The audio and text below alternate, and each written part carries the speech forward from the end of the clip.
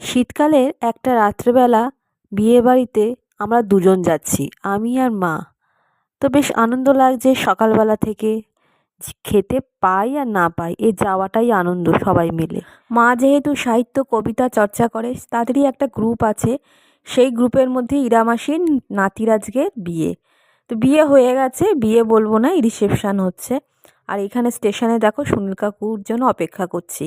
তারপরে চলে এলাম বাঘাযতীনে রিদ্ধিম এবং প্রিয়ঙ্কার বিয়ে। আর হলটা কি সুন্দর করে সাজানো হয়েছে, হলটা এত ভালো লাগছে।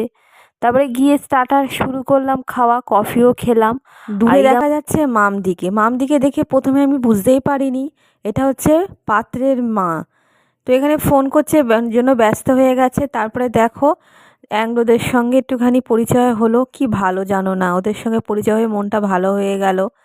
তারপরে চলে এলাম মেন কোর্সের দিকে। মেন কোর্স তো খেতেই হবে, না হলে দেরি হয়ে যাবে। ভেতরে ডেকোরেশনটা এত সুন্দর করা হয়েছিল, যেখানে ডিনারের আয়োজন করা হয়েছিল সেখানটা আমি খালি দেখছিলাম।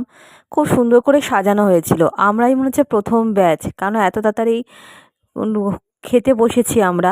তারপরে দেখো যা আয়োজন হয়েছিল ভালোই হয়েছিল, স্যালাড থেকে শুরু করে ফিশ চপ, তারপরে চিংড়ির মালাইকারি, মটন তো ছিলই, মিষ্টিও ছিল।